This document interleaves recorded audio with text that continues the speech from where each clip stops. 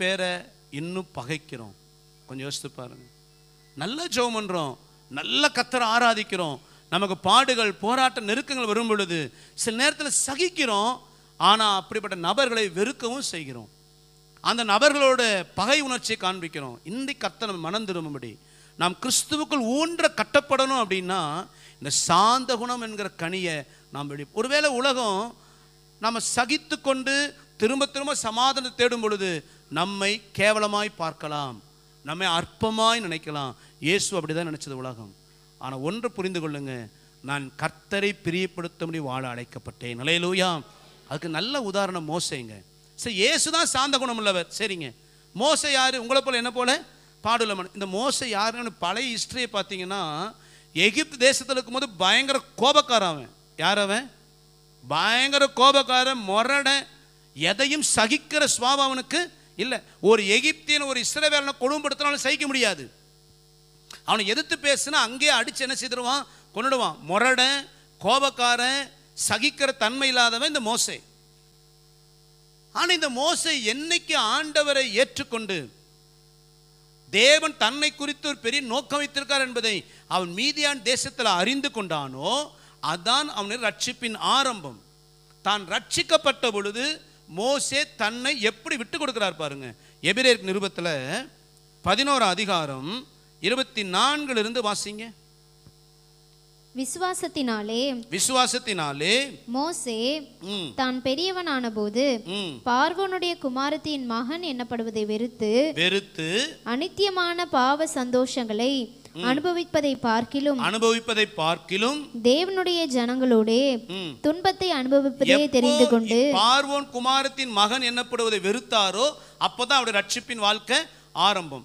வெறுத்த இந்த மோசே எப்படி தன்னை ஒப்பு கொடுக்கிறார் பாருங்களேன். அநித்தியமான பாவ சந்தோஷங்களை அனுபவிப்பதை பார்க்கிலும் தேவனுடைய ஜனங்களோடே துன்பத்தை அனுபவிப்பதே தெரிந்து கொண்டு இனிவரும் பலன் மேல் நோக்கமாயிருந்து எகிப்தில் உள்ள பொக்கிஷங்களிலும் கிறிஸ்துவின் நிமித்தம் வரும் நிந்தையை அதிக பாக்கியம் என்று நான். இப்ப இந்த வார்த்தைக்கு நல்லா கவனிங்க. பார்வோன் அரண்மனையில சுகபோகமான வாழ்க்கை மோசேக்கு. இப்ப கர்த்தர் மோசே அழைக்கிறார். எதுக்கு மோசே அழைத்தாரு? லேலூயா, லேலூயா. எதுக்கு மோசே அழைத்தாரு? இஸ்ரவேல் ஜனங்களை எகிப்திலிருந்து விடுதலையாக்கி கானானுக்குள்ள கொண்டு போ. இஸ்ரவேல் எல்லாரும் நல்லவனா? ரொம்ப நல்லவனா? இல்லை. இஸ்ரவேல் ஜனம் ஒரு சின்ன விஷயமானாலும் மோசேக்கு விரோதமாக எழும்பி அவனை முறுமுறுத்து அவனுக்கு விரோதமாக தூஷிக்கிற ஜனம்தான் இந்த இஸ்ரவேல் ஜனம். இப்போ கர்த்தர் எகிப்தின் சந்தோஷமா இந்த ஜனங்களோடு துன்பத்தை அனுபவிக்கணுமா? மோசே பார்க்குற, ஆண்டவரே இந்த ஜனங்களை என்னை காயப்படுத்துகிறவங்க தான், இந்த ஜனங்களை என்னை துன்பப்படுத்துகிறவங்க தான், ஆனாலும் இவர்கள் என்னை எவ்வளவு காயப்படுத்தினாலும் இவர்களை நான் வெறுக்காமல் இவர்களோடு சமாதானமாய் பயணம் என்ன என்னை நான் ஒப்பு கொடுக்கிறேன். அல்லேலூயா. அதனால தான் கர்த்தர் சொன்னார் அவன் சாந்த குணம் உள்ளவன். எகிப்து தேசத்தில் ஒரு எகிப்தினை மோசே கொண்டு போட்டார். அவன் என்ன செஞ்சான்? இஸ்ரவேலனை துன்பப்படுத்தினான், அவ்வளோதான். ஆனால் வனாந்தரத்தில் எத்தனையோ முறை இஸ்ரவேல் ஜனங்கள் மோசேயை துக்கப்படுத்தினாங்க. ஆனால் ஒரு இஸ்ரவேலனையும் மோசே கொலை செய்யவில்லை. லேலூயாம், லேலூயாம். ஒரு நபரை கூட மோசே என்ன செய்யல? வெறுக்கல. ஒரு நபரை கூட இவர்கள் எனக்கு ஆகாது என்று மோசே என்ன செய்யல? தள்ளல. தனக்கு விரோதமாக எழும்பின எல்லா மனிதர்களையும் மோசே சகித்து கொண்டான், அவர்களோடு சமாதானமாய் பயணம் பண்ணினான். அதுதான் சாந்த குணம். அதனால தான் மோசேக்கு கர்த்தர் சொன்னார், இவன் பூமி எங்கு இவனை போல சாந்த குணம் உள்ளவன் இல்லை. இன்னைக்கு கொஞ்சம் நம்ம ஆராய்ந்து பார்ப்போம். ஒருவேளை அநேகர் நம்மை துக்கப்படுத்தும் பொழுது, காயப்படுத்தும் பொழுது நாம் சகித்து கொண்டிருந்தாலும் ஆள் மனதில் ஒரு வெறுப்புணர்ச்சி, ஒரு பிரிவினை எண்ணம், சின்னத்தை முடிவு சகிச்சுக்குவோம். ஆனால் இனி இவங்களோட என்ன செய்ய முடியாது, நான் பேச மாட்டேன், இவர்களை பார்க்க விரும்பலை, இவர்களோடு பேச விரும்பலை, இவங்களோடு பழக விரும்பலை, எனக்கு துரோகம் பண்ணிட்டான். இதுதான் வெறுப்புணர்ச்சி, பிரிவினை. ஆண்டவர் சொல்றாரு, நீ சகித்தது மாத்திரம் அல்ல, அந்த நபர்களோடு சமாதானமாக இருப்பதான வழிகளை தேடு. எத்தனையோ முறை ஆண்டவரை நம்ம துக்கப்படுத்தணும் இல்லை, கர்த்தர் அது எல்லாவற்றையும் சகித்தது மாத்திரமல்ல, திரும்ப திரும்ப நம்மை தேடி வந்து நம்மோடு உறவாடி இதுவரைக்கும் நம்மை பாதுகாத்து நடத்தினார். அல்லேலூயா. நாம் ஆண்டவர் துக்கப்படுத்தும் பொழுதெல்லாம் கர்த்தர் நம்மை விட்டு விலகி போயிருந்திருப்பாரே, ஆனால் இன்னைக்கு நாம் தேவசமூகம் வந்திருக்கவே.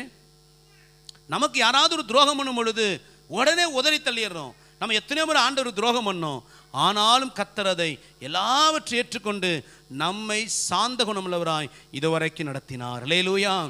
கலாத்தியர் 3:27 சொல்லுகிறது, உங்கள் ஞானஸ்நானம் பெற்ற ஒவ்வொருவரும் கிறிஸ்து இயேசுவை தரித்து கொண்டிருக்கிறீர்களே. அல்லேலூயா. யாரை தரித்திருக்கிறோமா? ஒருவேளை இன்னைக்கு சொந்த வீட்டுக்குள்ளேயே அல்லது வேலை செய்கிற இடத்துல நீங்கள் இருக்கிற அக்கம் பக்கத்தில் உங்களுக்கு விரோதமாய் பேசுகிற காயப்படுத்தினவர்களை ஒருவேளை சகித்திருந்தும் வெறுப்புணர்ச்சி பகையுணர்ச்சியோடு இருப்பீர்களானால் இன்னைக்கு தீர்மானம் பண்ணுங்க, நான் சகிக்கிறது மாத்திரம் அல்ல, நான் திரும்பவும் அவளோடு சமாதானமாக இருப்பதற்கான வழிகளை நான் தேடுவேன். அல்லேலூயா. அதுதான் சாந்த குணம். கடைசியாய் அடுத்தது வாசிங்க, கலாத்தியர் 5:23. சாந்தம், இச்சையடக்கம். சாந்தம், அடுத்தது இச்சையடக்கம். கடைசியா சொல்லப்படும் 9வது கனி இச்சையடக்கம், செல்ஃப் கண்ட்ரோல். இச்சையடக்கம் ஒவ்வொரு கிறிஸ்தவனுக்குள்ளும் இருக்க வேண்டிய ஒரு விலையேற பெற்ற ஆவிக்குரிய சுபாவம் இச்சையடக்கம். இச்சையடக்கம்னா என்ன? முதல்ல இச்சை அப்படின்னா தேவனுக்கு பிரியமில்லாத தவறான சத்தியத்துக்கு விரோதமான ஆசைகள் தான் இச்சை. லேலூயா, லேலூயா. சத்தமா சொல்லுவோமா? நல்ல கரங்களை உயர்த்தி. இச்சைனா என்ன அப்படின்னா ஆசை வேற, இச்சை வேற. தவறான ஒரு ஆசை அல்லது சத்தியத்துக்கு விரோதமானது அல்லது தேவனுக்கு பிரியமில்லாத ஒரு காரியத்தை நாம் விரும்புகிறது, ஆசைப்படுகிறது. பொருளாக இருக்கட்டும், நபர்களாக இருக்கட்டும், அல்லது ஒரு சந்தோஷமாக இருக்கட்டும், அது மேல் நமக்கு ஒரு ஆசை வருதுன்னா அது பேர் தான் இச்சை. தேவனை நம்மையும் பிரிக்கிற அந்த அருவருப்புகளை விட்டு நாம் விலகுவதுதான் இச்சை அடக்கம். லேலூயா. 10 கட்டளைகளில் 10வது கட்டளை கர்த்தர் கொடுத்தது இச்சை அடக்கம். வாசிங்க, யாத்திராம் 20:17 வாசிங்க. பிறனுடைய வீட்டை இச்சியாதிருப்பாயாக. பிறனுடைய வீட்டை இச்சியாதிருப்பாயாக. பிறனுடைய மனைவியையும், பிறனுடைய மனைவியையும், அவனுடைய வேலைக்காரனையும், அவனுடைய வேலைக்காரரையும், அவனுடைய வேலைக்காரையும், அவனுடைய எருதையும், அவனுடைய கழுதையையும், பின்னும் பிறனுக்குள்ள யாதொன்றையும் இச்சியாதிருப்பாயாக என்றார். இந்த வார்த்தைக்கு நல்லா கவனிங்க. பிறனுக்கு உண்டான யாதொன்று என்ன செய்யாத. அடுத்தவன் மனைவியா இருக்கட்டும், அடுத்தவன் கணவனா இருக்கட்டும், அடுத்தவன் வேலைக்காரியா இருக்கட்டும், அடுத்தவன் வீடா இருக்கட்டும், அந்த பொருள் அது என்ன செய்யாத, இச்சியாத. இது பழைய ஏற்பாட்டு பிரமாணம். ஆனா புதிய ஏற்பாட்டுக்கு வரும்பொழுது இயேசு என்ன சொன்னாரா? இச்சையோடு பார்க்கிற எவனும். அல்லேலூயா, அல்லேலூயா. நமக்கு சம்பந்தமில்லாத ஒரு நபர், சம்பந்தமில்லாத ஒரு பொருளை தவறான ஆசையோடு இச்சையோடு பார்ப்பதே விபச்சாரம். அதுவே கர்த்தர் பார்வையில் அருவருப்பு. அல்லேலூயா. ரசிக்கிறது தப்பில்லையே பாஸ்டர். எதை ரசிக்கணுமோ அதை தான் ரசிக்கணும். எதை ரசிக்கணுமோ அதை தான் ரசிக்கணும். எல்லாத்தையும் ரசிப்பதுக்கு பேர் ரசனை இல்லை. இச்சை அடக்கங்கிறதுனால சில விஷயங்களை தெளிவாக என்ன செய்யணும், பேசிடணும். ஒரு பூவை பார்த்துட்டு என்ன அழகா இருக்குது, இது கர்த்தரை மகிமைப்படுத்துகிற காரியம், படைத்தவரை மகிமைப்படுத்துறது. ஒரு பொண்ணை பார்த்துட்டு அந்த பொண்ணு எவ்வளோ அழகா இருக்குது, இதுதான் இச்சை. ஒரு பையனை பார்த்துட்டு இந்த பையன் எவ்வளோ அழகா இருக்கிறான், இச்சை. அவங்க வாலிபர்களாக இருக்கட்டும், கல்யாணமானவர்களாக இருக்கட்டும், நீங்கள் வாலிபர்களாக இருக்கட்டும், நீ கல்யாணமானவர்களாக இருக்கட்டும், இன்னொரு நபரை பார்த்து அழகை வர்ணிப்பதோ அதை மனதிலே விரும்புவதோ இச்சை. இச்சையை தேவன் ஒருபோதும் ஏற்றுக்கொள்கிறவர் இல்லை. ஆண்டவர் சொல்ல, நீ தவறான கண்ணோட்டத்தில் பார்த்துட்டால் அது பாவம்ன்றார் கர்த்தர். அப்ப நான் கிறிஸ்துவுக்குள் இருக்கிறேன் அப்படின்னா செல்ஃப் கண்ட்ரோல்.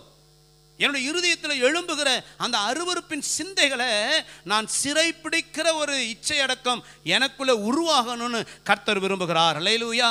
இந்த இச்சை அடக்கம் எல்லாருக்குள்ளே உருவாயிடாது, அதையும் புரிஞ்சுக்கோங்க.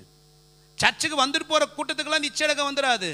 அனுதினமும் கர்த்தர் சமூகத்தில் உட்கார்ந்து ஜெபித்து வேதத்தை தியானித்து, இன்னும் என்னோடு பேசும் ஆண்டவரே, உன் பிரியமான செய்ய கற்றுத்தாங்க ஆண்டவரே, உன் வேதனை உண்டாக்குற வழியிடத்தில் இருக்குமானால் எனக்கு ஆராய்ந்து எனக்கு உணர்த்துங்க என்று சொல்லி தன்னை ஆராய்ந்து பார்க்கிற நபர்களுக்குள் கர்த்தர் அவர்களுக்குள் எழும்புகிற இந்த அருவருப்புகளை உணர்த்தி உணர்த்தி மனம் திரும்ப வைத்து அவர்கள் செறிபடும்படி ஊன்ற கட்டப்படும்படி பரிசுத்த ஆவியானவர் நடத்துவார். அல்லேலூயா.